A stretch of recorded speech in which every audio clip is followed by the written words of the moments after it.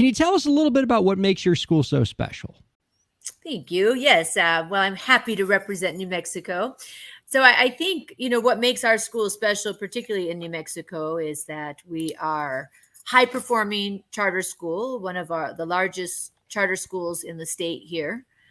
First charter school to replicate, and we serve a very underserved demographic here. And I think that we really have been a trailblazer in the state to set a different narrative for underserved students in our community. 50% of our kids are first generation high school graduates, and over 90% will be first in their families to graduate college.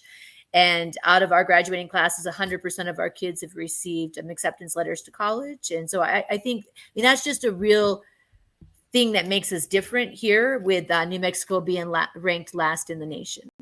Yeah, well, first of all, some of those wins that you highlighted there for your school, I think, deserve a little bit of a celebratory horn there.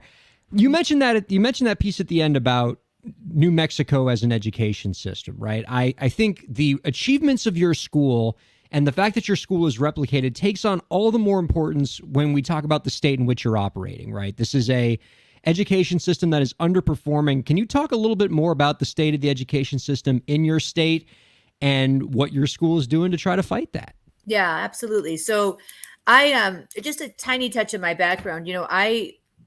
I'm from New York, actually, and I moved around the country. My ex-husband was an athlete. He played hockey, and so we ended up in New Mexico because there was a hockey team here. And so in those experiences, I lived in Georgia, I lived in Florida, I lived in New Mexico, upstate New York City. I've lived in a variety of different places, and it was a very intentional decision to come back to New Mexico and open a school. When I had lived here before, I just found out of all the places I had visited, like it really had a high need. And I can tell you, when I first started working here, I didn't know it was ranked last in the nation in education.